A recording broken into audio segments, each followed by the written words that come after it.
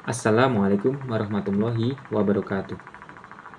Alhamdulillahirabbil alamin wa bihi nasta'in wa ala umuri dunya waddin wassalatu wassalamu ala asrofil anbiya'i wal mursalin sayyidina wa maulana Muhammadin wa ala alihi washabihi ajmain. Amma ba'du. Pertama-tama dan yang paling utama, marilah kita panjatkan puji syukur kehadirat Allah Subhanahu wa taala yang telah memberikan kita beribu-ribu nikmatnya, rahmatnya, serta hidayahnya sehingga kita dapat hidup di bumi Allah tempat kita berada. Yang kedua, tak lupa sholawat serta salam kita curahkan kepada Nabi kita, Nabi Muhammad Sallallahu Alaihi Wasallam, yang kita tunggu-tunggu syafaatnya atau pertolongannya di hari akhir nanti. Pada kesempatan kali ini, saya akan menjelaskan tentang kebaikan dan kebahagiaan dalam kesederhanaan. Apa yang dimaksud kebaikan dan kebahagiaan dalam kesederhanaan? Yaitu tentang menemukan keseimbangan antara kebutuhan material dan spiritual, serta menjaga sikap rendah hati dan bersyukur terhadap apa yang kita miliki. Saya akan mengambil contoh sosok yang ada dalam konsep kebaikan dan kebahagiaan dalam kesederhanaan yang mungkin umum kita ketahui semuanya, yang gampang aja lah, yaitu Nabi Muhammad Sallallahu Alaihi Wasallam. Kehidupan Nabi Muhammad SAW sendiri adalah cerminan yang sangat kuat dari konsep kebaikan dan kebahagiaan dalam kesederhanaan. Saya akan menjelaskan ke beberapa poin dari konsep tadi ke dalam kehidupan Nabi Muhammad SAW. Yang pertama adalah kesederhanaan dalam kehidupan pribadi Nabi Muhammad. Nabi Muhammad sendiri hidup dengan sederhana meskipun memiliki kemampuan untuk hidup dalam kemewahan. Rumahnya terbuat dari bahan-bahan sederhana dan beliau tidak mengejar harta atau hiasan duniawi. Kesederhanaan ini menunjukkan bahwa kebahagiaan sejati tidak tergantung pada kepemilikan materi yang berlimpah. Jadi kehidupan Nabi Muhammad ini patut kita contoh kepada kita semua. Dengan kesederhanaan yang dimiliki beliau dapat membawa kebaikan dan kebahagiaan bagi kita semua, sehingga kita selalu mensyukuri apa yang dimiliki kita kepada Allah Subhanahu wa taala. Yang kedua, pola makan yang tidak berlebihan. Beliau memakan makanan yang sederhana dan tidak berlebihan. Nabi Muhammad mengajarkan agar manusia makan dengan porsi yang cukup dan menghindari makan berlebihan, serta membagi makanan dengan yang membutuhkan. Jadi Nabi Muhammad makan ya secukupnya saja, sehingga tidak menghambur-hamburkan makanan dan makanan tersebut, dan ketika makanan tersebut berlebihan tidak mubazir. Jadi beliau itu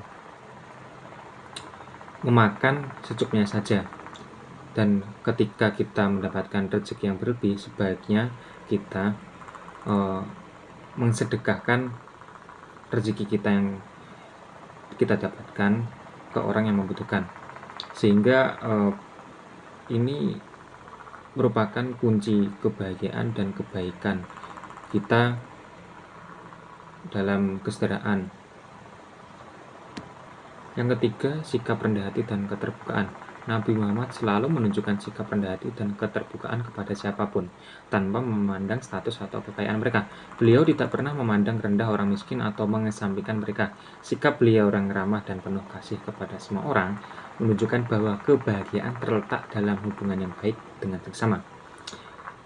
Jadi Nabi Muhammad memiliki sifat yang sangat rendah hati dan terbuka bagi siapapun yang mau berkunjung atau bertanya ke tempat beliau.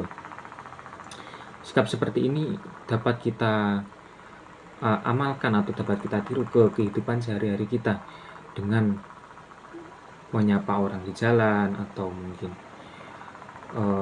ketika ada yang bertanya kita jawab dengan sopan dan santun, yang menunjukkan bahwa kita memiliki sikap rendah hati dan terbuka bagi siapapun, sehingga pada poin ini dapat menjadi kunci kebaikan dan kebahagiaan bagi kita semua.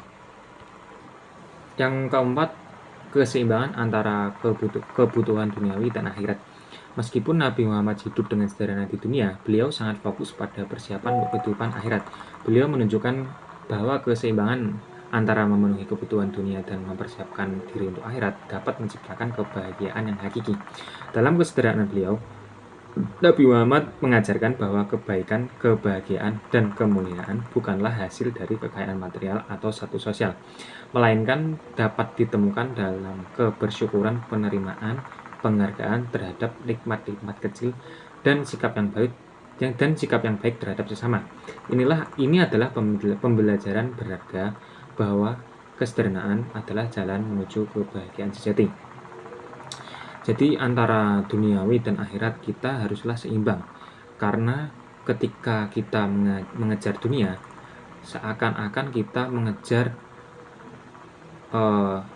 sesuatu yang tidak ada habisnya atau tidak ada ujungnya. Jadi kita haruslah seimbang antara dunia dan akhirat.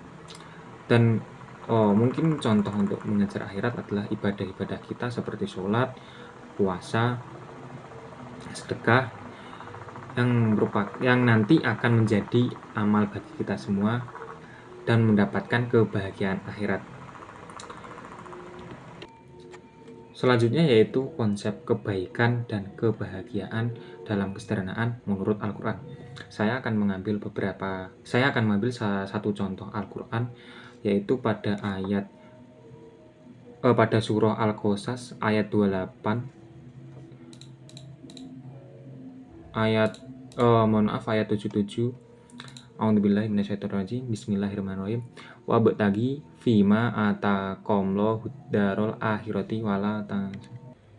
Selanjutnya yaitu konsep kebaikan dan kebahagiaan dalam kesederhanaan menurut Al-Quran. Saya akan mengambil salah satu ayat Al-Quran, yaitu Al-Qasas ayat 77. A'udzubillahi minasyaitonirrajim. Bismillahirrahmanirrahim. Wabtaghi fima ataqallahu darul akhirati wala tansa nasibaka minad dunya wa ahsin kama ahsanallahu ilaika wala tabtagil fasada fil ardh innallaha la yuhibbul mufsidin. Selanjutnya yaitu konsep kebaikan dan kebahagiaan dalam kesederhanaan menurut Al-Quran.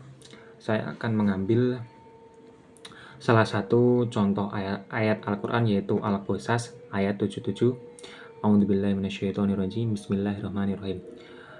Wabtaghi fima ataqallahu darul akhirati wala tansa nasibaka minad dunya wa ahsin kama ahsanallahu ilaika wala tabtagil fasada fil ardh innallaha la yuhibbul mufsidin. Artinya, dan carilah pahala negeri akhirat dengan apa yang telah dianugerahkan Allah kepadamu, tetapi janganlah kamu lupakan bagianmu di dunia dan berbuat baiklah kepada orang lain sebagaimana Allah telah berbuat baik kepadamu, dan janganlah kamu berbuat kerusakan di bumi. Sungguh Allah tidak menyukai orang yang berbuat kerusakan. Ayat ini mengajarkan agar kita mencari pahala dan kebaikan di akhirat, tetapi juga tidak melupakan bagian kita dalam menikmati nikmat-nikmat duniawi yang diberikan oleh Allah Subhanahu wa taala. Hal ini menunjukkan bahwa kesederhanaan dalam menikmati dunia adalah kunci untuk mencapai keseimbangan antara kehidupan dunia dan akhirat. Segitu dulu apa yang telah saya sampaikan tadi. Semoga bermanfaat bagi kita semua. Segitu dulu apa yang telah saya sampaikan tadi. Semoga bermanfaat bagi kita semua. Apabila saya ada salah kata kepada segitu dulu apa yang telah saya sampaikan tadi. Semoga bermanfaat bagi kita semua. Apabila saya ada salah kata, mohon dimaafkan. Syukron lakum. Wassalamualaikum.